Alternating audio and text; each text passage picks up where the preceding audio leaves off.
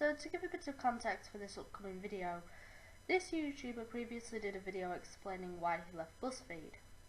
From what I got out of the video, Buzzfeed was a bit too political for his liking, so he left. The upcoming video is his response to some of the comments he received from the previous video, so there you have it. Let's crack on. I wasn't going to make this video, but the comment section for the Why I Left Buzzfeed video turned into a cesspool of some of the worst people spouting just hateful and ignorant things, so I'm going to fucking rant for a bit. Well, that's the YouTube comment system for you, or the YouTube audience for you. Well, sometimes you can get positive comments, sometimes you can get insightful comments, sometimes you can get critical comments that can push you to improve your videos, and sometimes you can get really negative cesspool-like comments. It's the norm. But if you really wanted to try and avoid these sorts of comments, you could have turned off comments altogether. Or if you just wanted the nice, positive rainbows and flowery comments to come through, you could have moderated them. It's that simple. Why are you whinging? But if we were to look at the comments that you plastered on your screen there, most of them, if not all of them, were actually critical of your former workplace, Buzzfeed. And they were actually praising you for leaving that place. Maybe not for the reasons that you stated, but they were praising you for getting out of Buzzfeed. They were saying good job. They were being critical of Buzzfeed, yes, and rightly so in my opinion. But why are these cesspool-like comments? They were praising you. They were saying good job. Because it's important to cite your sources, I included links in the description box to all the stuff that I'm talking about. People hurled a lot of hate at Buzzfeed in the comments. They called it feminist and racist. I didn't really feel the need to defend Buzzfeed, but I started to take these comments personally, and the louder these people got, the louder I realized I need to be. Those comments, except for one, are actually being critical of you being in this video.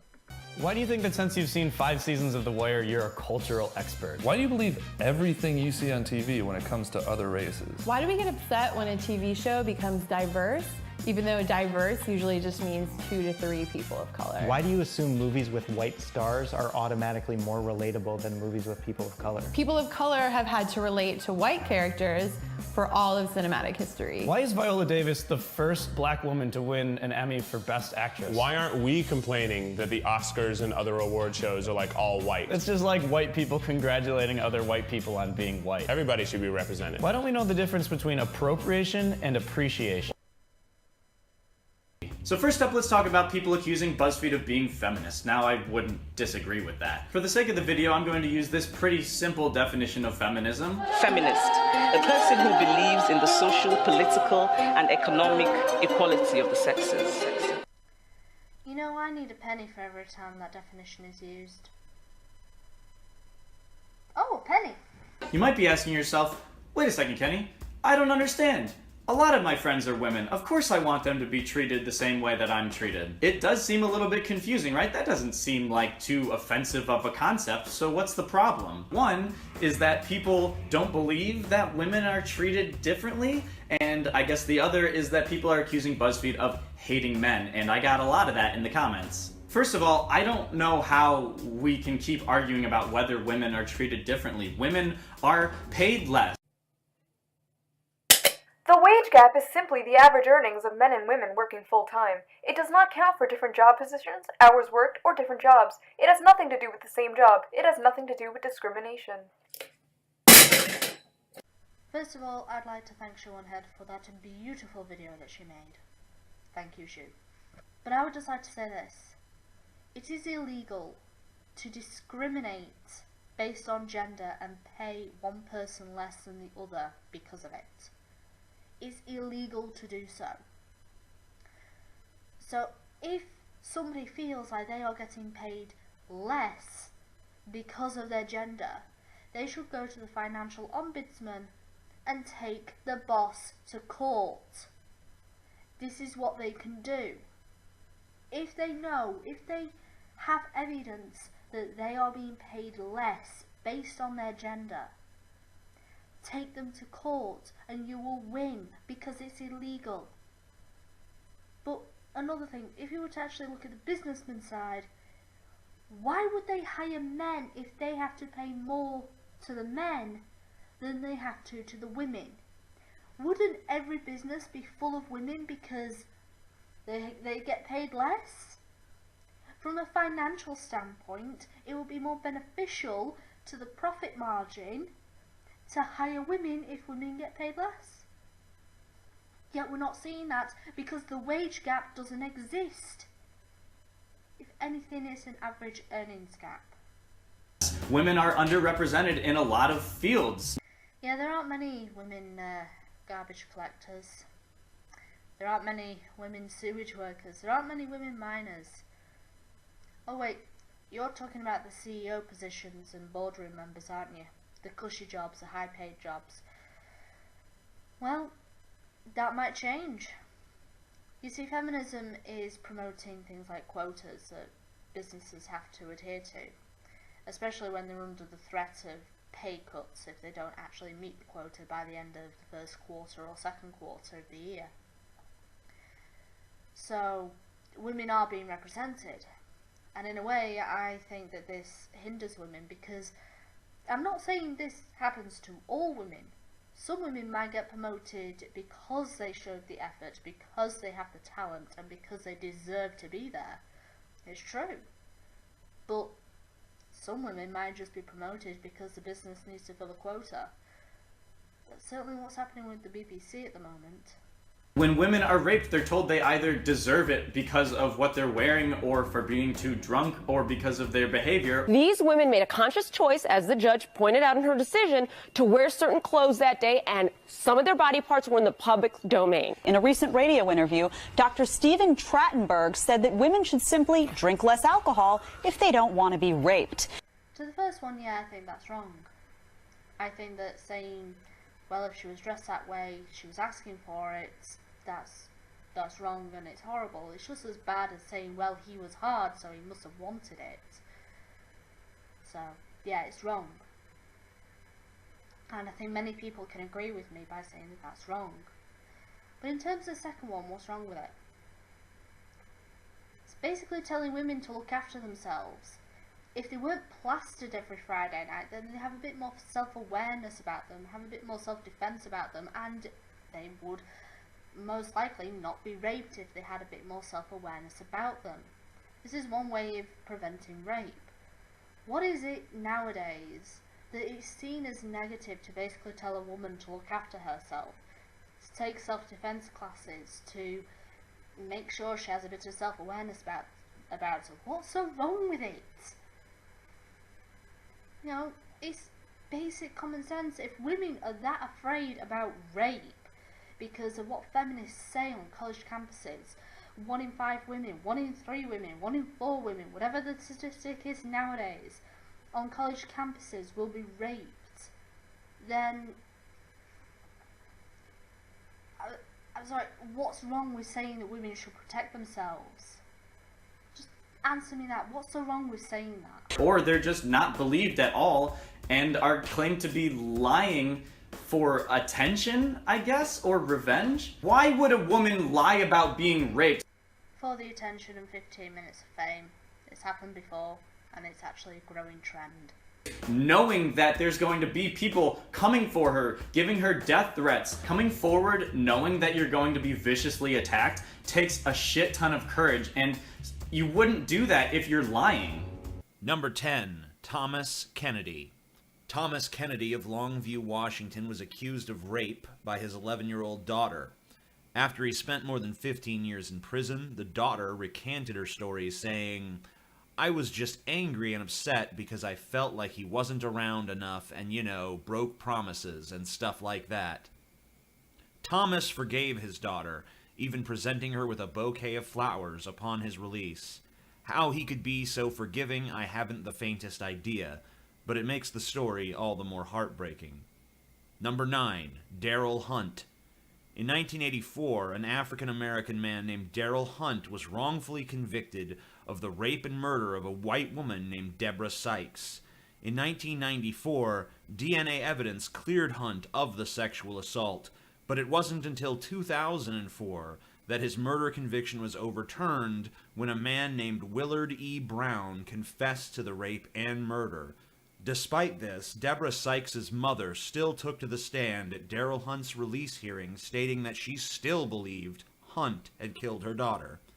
Today, Hunt is a major proponent of criminal justice reform, working closely with the Innocence Project, a nonprofit organization committed to exonerating the wrongly convicted. Number 8, Brian Banks. Brian Banks was accused in 2002 at the age of 17 of sexually assaulting Juanita Gibson, who claimed that Banks had raped her on a stairway at Polytechnic High School where both she and Banks were students. Juanita Gibson and her mother Wanda Rhodes successfully sued the school for $1.5 million.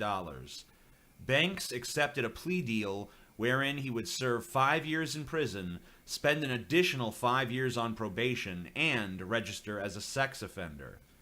In March of 2011, Banks met with Gibson and secretly recorded her admitting that she had made up the accusation but did not want to come clean because she didn't want to jeopardize the large settlement her family had received from the school.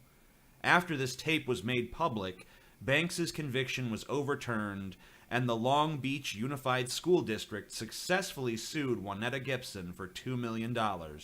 Brian Banks went on to play professional football as a linebacker for the Atlanta Falcons and was later hired to a position in the NFL Department of Operations. That video was done by The Amazing Atheist. If you want to see the full video, I'll link it down below. But as you can see, false rape accusations happen. And they happen for a number of reasons, but predominantly it's for attention and revenge. Some of the more popular ones that might spring to mind is the Rolling Stones that happened at UVA, where a girl under the pseudonym of Jackie claimed to be raped by 7 men at a fraternity party, but also Emma Sholkowitz, aka Mattress Girl, where she claimed that she was raped, but it actually turned out to be false. So these things happen. But you know what's really sad about all of this? Is that these false victims of rape overshadow and get more attention than the real victims of rape. I think that's a true tragedy here. That literally makes no sense. Then there's objectification in the media, women being treated like sex objects.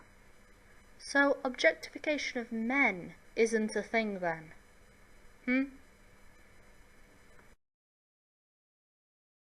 Also, women are shamed for being sexual beings while men are glorified. It's more than likely that's women calling other women sluts.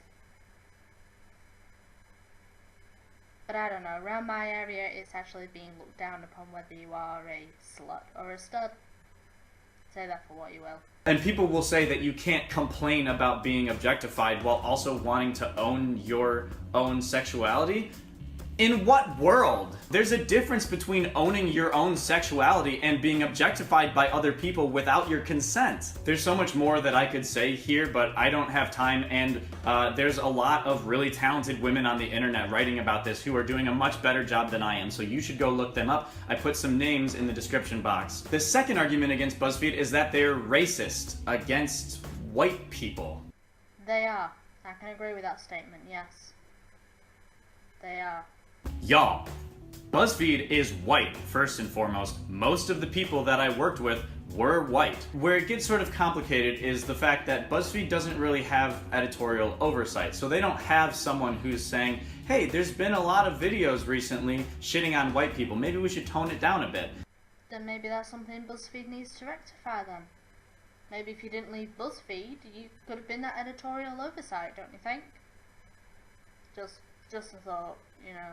So when you do have people of color making videos about topics that are related to them, white people are going to come up a lot because white people have done a lot of shit. Slavery, Trail of Tears, Japanese internment camps. How about denying women's rights? Who's targeting Muslim Americans as terrorists? White people. So you're saying that a white person born today should atone for the sins of their forefather, and every other white person's forefather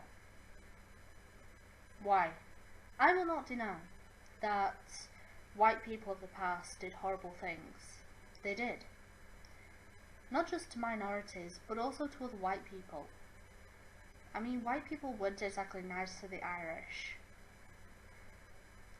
But then again, white people weren't the only ones committing atrocities in the past. Yet, you're only asking white people to atone for the sins of the past. Why aren't you asking Japanese people to atone for Pearl Harbor? Why aren't you asking black people to atone for the slavery they did of other blacks? It's like you only want whites to drown in their ancestral guilt. Why is this? You're not asking this of any other race. You're only asking this of white people. Secondly, you cannot be racist against white people. What? You can be racist towards white people. It's not this equation of privilege plus power that's being passed about university campuses. No, racism is treating somebody with disrespect, treating somebody like they're pieces of dirt, or degrading somebody based on the colour of their skin. And you can be racist towards white people. I mean, racism can be simply calling white people parasites. What white people are, they're fucking aliens, they're fucking parasites. Or speaking at a vigil that was meant for people who we lost, and saying that we don't know something or don't understand something because we're white. For you, it's for the people that we lost, and the people we may lose tomorrow, and the people we lost yesterday. But I thought I'd take the moment to just like list out some facts that many of you probably don't know, because you're white. Or during a riot, actively seeking out white people to beat up. The white riot! Hey, white, get their ass! Come on, nigga! Hurry that bitch up! Hey!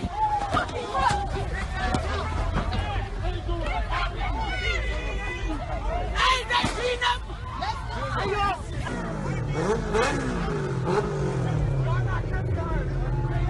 Hey, they beating up every white person!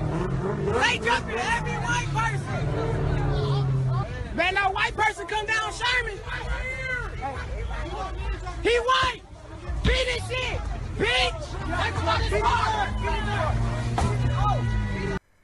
That is racism against white people.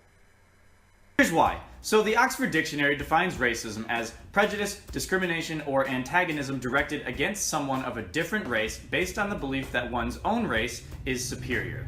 So yes, prejudice and discrimination can be directed at all races, including white people, but racism is a different thing because of that last part about superior. So you can be discriminatory and prejudiced against white people, which surprisingly sounds like racism. But you can't be racist against white people because of superiority.